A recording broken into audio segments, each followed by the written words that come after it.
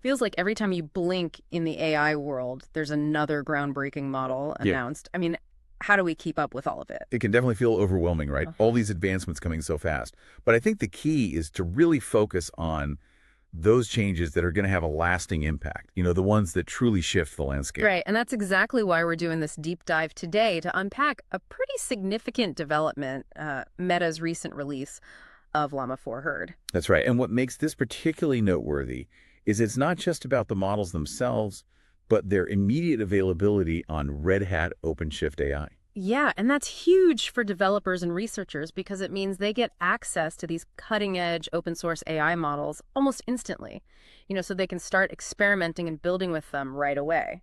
So we've been poring over Red Hat's announcement on this, and, well, there's a lot to cover. But let's lay out what we want to accomplish today. First, we're going to break down what makes Llama 4 so different from previous generations. Exactly. We'll dive into those key innovations that make it stand out. Then we'll explore why this collaboration between Meta Red Hat and UC Berkeley is so significant for the open source AI community. It's a really interesting partnership that's pushing the boundaries of what's possible.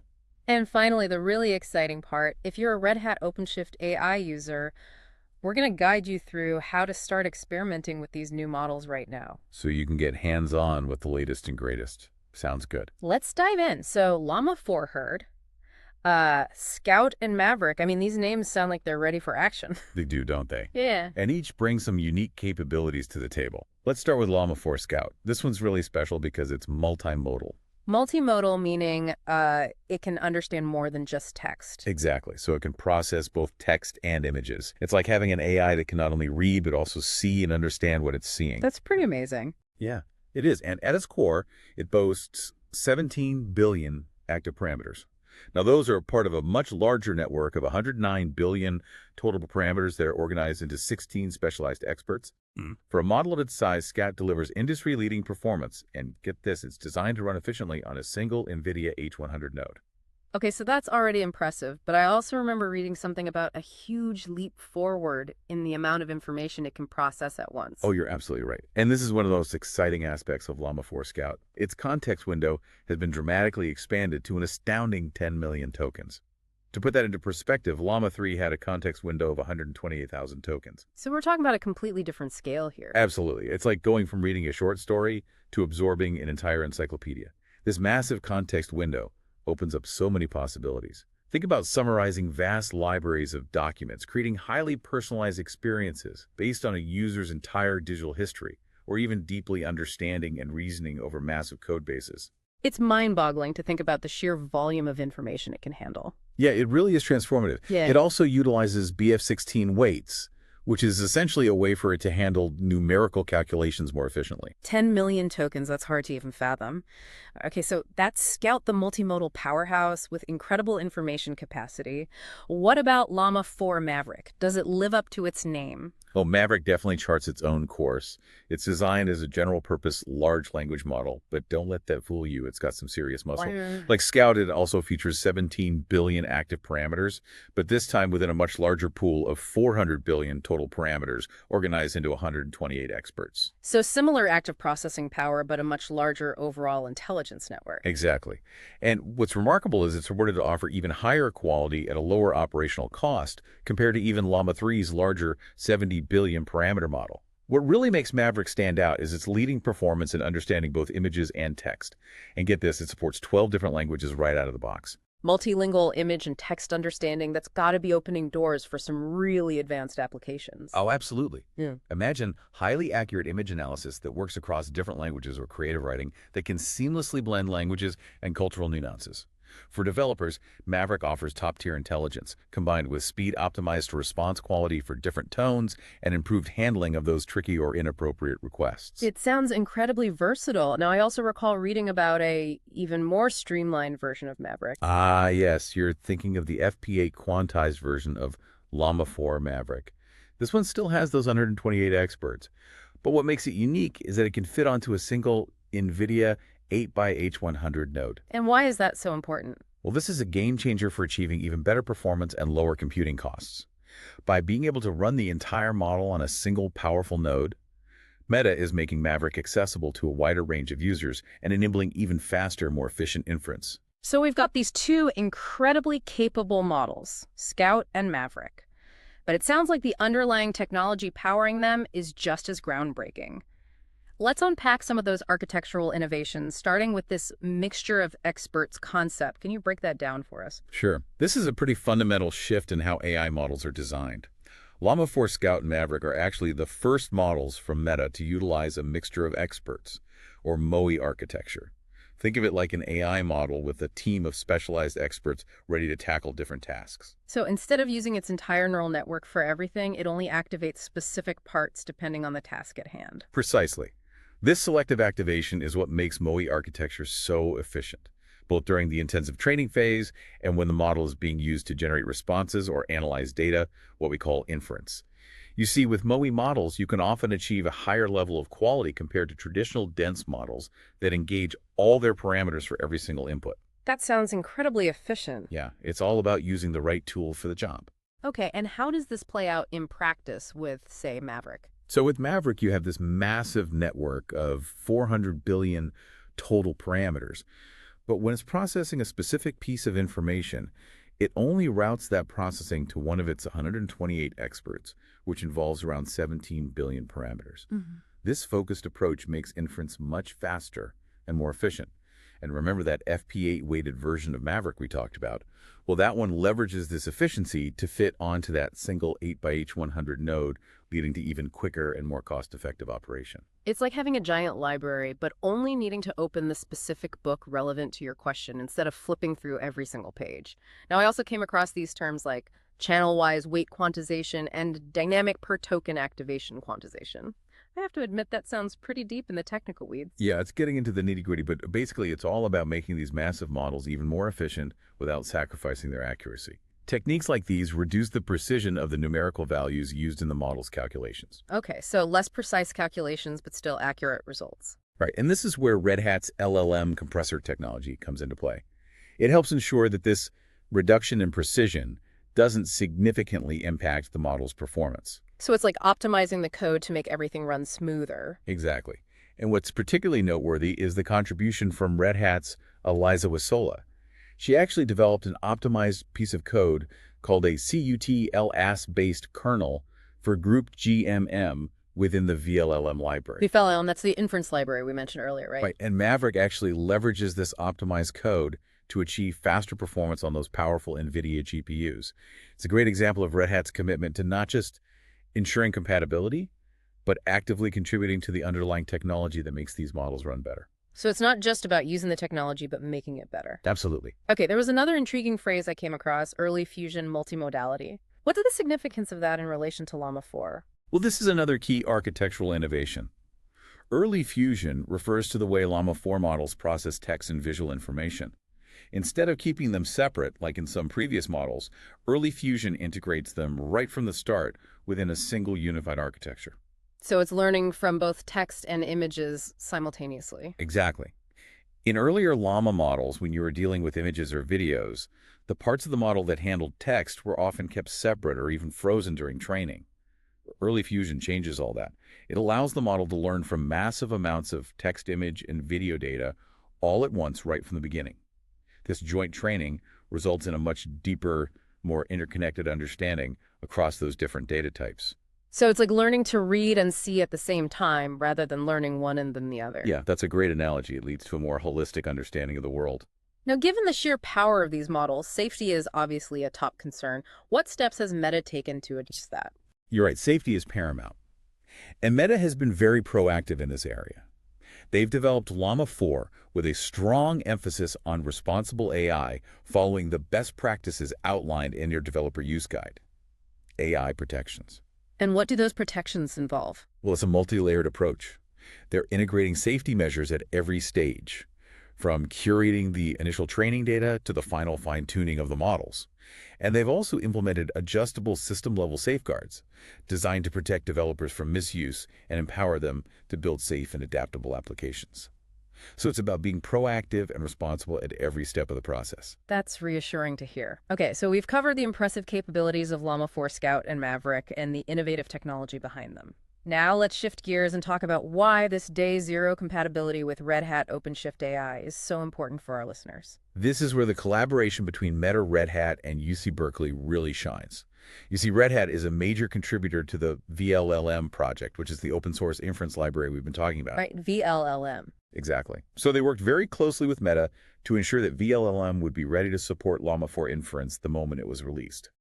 And because Red Hat OpenShift AI is built upon vLLM, that means OpenShift AI users can start experimenting with Llama 4 using the very latest vLLM release within their existing environments immediately. No waiting for updates or compatibility patches? Nope. It's ready to go right now.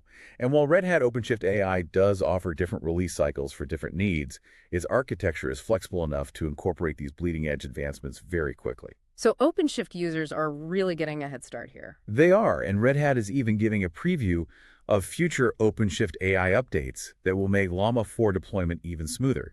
These updates will incorporate the very latest community-driven improvements to vLLM, not just the stable supported versions typically included. That's great news for those wanting to dive in deep. It is. A future OpenShift AI release will have an updated vLLM built in, which will simplify Llama 4 deployment even further. Sounds like Red Hat is really committed to making this technology accessible. Absolutely. Yeah. And the Red Hat blog post actually provides a detailed guide on how to get started with Llama 4, specifically the Maverick FP8 model on your OpenShift AI cluster. Perfect, because I was just about to ask about that. So for our listeners who are eager to get hands-on, what are the key things they'll need to have in place? Well, first and foremost, you'll need an OpenShift cluster with OpenShift AI version 2.13 or later installed. Makes sense. You need the platform itself. Right. Then you're going to need a good internet connection, mainly to access the models on Hugging Face. And of course, you'll need a node within your cluster that has enough computing power. For Maverick FP8, they recommend about 75 gigabytes of dedicated video memory, or VRAM, per each of the 8 NVIDIA H100 GPUs, 200 gigabytes of system RAM, 16 CPU cores, and around 500 gigabytes of free space on the root partition. The example setup they use has a node with 8 of those H100 GPUs and assumes that you have node feature discovery and the certified NVIDIA GPU operator already set up. So this is definitely geared towards users who have access to pretty powerful hardware. It is. But if you have different GPUs, you might need to adjust some of the configuration settings and potentially use a different vLLM runtime image that's optimized for your specific hardware. Now, once you have all that set up, what are the general steps involved in actually deploying Llama 4? Well, they break it down into 3 main stages. First, you'll define a custom runtime within OpenShift AI using a YAML file. Second, you'll download the Llama 4 model files to an object storage location that your OpenShift environment can access. And third, you'll actually deploy the model using that custom runtime and the downloaded model files. Sounds pretty straightforward. Let's break down each step, starting with that custom serving runtime. Why is that necessary? Well, the blog post explains the version of the vLLM serving runtime that's currently included as a standard component of OpenShift AI might not be fully compatible with all the latest features of Llama 4 just yet. So they're giving you a way to add a more up-to-date custom vLLM runtime environment. So it's a way to get early access to the newest capabilities. Exactly. And it's important to note that while OpenShift AI fully supports custom runtimes, these customer-provided or community-supported runtimes don't have the same level of official Red Hat support as the standard built-in runtimes. Understood. So it's for the early adopters who are okay with a little bit of extra configuration. So how do you actually go about adding this custom runtime? Okay, so you'll log into your OpenShift AI dashboard as an admin and head over to Settings, then Serving Runtimes, and click Add Serving Runtime. You'll choose Single Model Serving Platform, REST as the interface type, and instead of selecting an existing runtime, choose Start from Scratch. This will open a text area where you'll paste some YAML code that's provided in the Red Hat blog post. This YAML code defines what they call the Custom vLLM 0.8.3 Runtime 2025-04-04. It tells OpenShift AI all sorts of important things like which container image to use, that's the vLLM image from Qui.io, how to start the VLM API server, what environment variables to set, and so on. Once you've pasted the code, you simply click Create, and your new runtime will be listed alongside the standard ones. Okay, so now that we have the runtime, let's talk about getting the actual Llama 4 model. The second step was downloading it to object storage. Right. And while they mention that using object storage isn't strictly required, it's definitely recommended for a few reasons: scalability, flexibility, and having a local copy of those potentially large model files. So it's best practice even if it's not mandatory. Yeah, exactly. They suggest a couple of ways to do this. If you're comfortable with command line tools or scripting, you can download the model from Hugging Face and upload it to your object storage bucket within OpenShift. But for those who prefer a more visual approach, they provide a step-by-step guide for using a custom workbench image. Custom workbench image. What is that exactly? It's basically a pre-configured container image that has all the tools you need to download models from platforms like Hugging Face and interact with object storage services. So as an admin, you'd first add this custom image to your available notebook images in OpenShift AI. The image is located at quay.ior-iServices, bood-tech.1.2.1. You can give it a name like Custom, ODH Tech v1.2.1. Once it's imported, you create a new OpenShift project and set up an S3 object storage connection to your bucket. Then you launch a new Workbench instance using that custom ODH Tech image and link it to your S3 connection. Once a Workbench is up and running, you can use its tools to log into your Hugging Face account and download the Llama 4 model you want. So the workbench simplifies the whole process of getting the model into your OpenShift environment. Exactly. Okay, so once the model files are sitting comfortably in your object storage, we can move on to the actual deployment. Right. So make sure you're logged into your OpenShift AI dashboard and in the correct project. Then select Single Model Serving and click on Deploy Model. Give your deployment a name like Llama 4 Maverick and select that custom vLLM runtime we created earlier. You'll set the number of replicas to 1 for this initial deployment and configure the resource requests and limits. The blog recommends requesting 8 CPU cores with a limit of 16 and requesting 256 gigabytes of memory with a limit of 384 GPUs. You'll then specify that you want to use NVIDIA H100 GPUs and request 8 of them. Be sure to check the boxes to expose the model via route, which makes it accessible externally, and to enable token authentication for security. Under Model Source, choose the same data connection you used for the Workbench and specify the path to your model files and object storage. Finally, under Configure Parameters, you'll need to override the default served model name parameter and set it to the actual Hugging Face model name, which should be Metal Llama 4 Maverick 17B 12080. After all that's done, hit the Deploy button and be patient. The deployment process can take a bit depending on the size of the model and the speed of your storage. So patience is key here. And how can you keep an eye on the progress of the deployment? The blog recommends heading over to the OpenShift console for more detailed monitoring. In the Workload section, look for the pod that corresponds to your deployment. You can check the pod's logs to see the model files being downloaded and loaded. The Events tab can also give you insights into the deployment status. The model is usually ready when the pod shows a ready status, or when you see a green check mark next to the model server in the OpenShift AI dashboard. So our model is up and running, but as the blog post put it, if a large language model is running and no one sends it a prompt, is it really running? So how do we actually interact with this deployed Llama 4 model? Great question, and luckily they've got us covered. They actually provide a bonus tip on how to use Anything LLM, which is an open source tool for interacting with large language models. It even comes with a built-in vector database, which is really useful for things like retrieval augmented generation or RAG, so you can add another custom Workbench image to your OpenShift environment, specifically for Anything LLM. The image is located at quay.iora-iaservices-anything LLM-workbench.1.7.5, and you can name it something like Custom, Anything LLM 1.7.5. Okay, so we add another custom workbench. What's next? Well, to make connecting to your Llama 4 model easier, you can use OpenShift AI's Data Connections feature. You'll create a new connection type called Anything LLM Credentials Generic OpenAI. Give it a description, set the category to URI, and add a section heading called Anything LLM Config. Under this heading, you'll define several fields that Anything LLM needs to connect to your model, things like the base URL, the API key, the chat model name, and so on. The blog post lists all the fields and settings you'll need to configure. Once the connection type is set up, you create a new data connection using that type and fill in the specifics for your Llama 4 deployment. Make sure the chat model name is correct, likely Metal Llama 4 Maverick 17B 128E to match your configuration. Finally, create a new Workbench instance using the Anything LLM image and select the data connection you just created. You can then open the Anything LLM Workbench, create a new workspace, and start interacting with your deployed Llama 4 model. Wow, it's pretty comprehensive. So while there are a few steps involved, it seems like Red Hat has provided a really thorough guide to not just deploying Llama 4, but also using it effectively. Yeah, they've definitely gone the extra mile to make it accessible to those who are ready to experiment with this cutting-edge technology. And if you get stuck or have questions, they encourage users to connect on the Red Hat OpenShift AI community Slack channel. So to recap for our listeners, Meta has unleashed Llama for Herd with its impressive Scout and Maverick models. We've seen the significant architectural advancements like mixture of experts and early fusion multimodality. And thanks to some serious collaborative effort, these models are already compatible with Red Hat OpenShift AI via vLLM, allowing for early experimentation.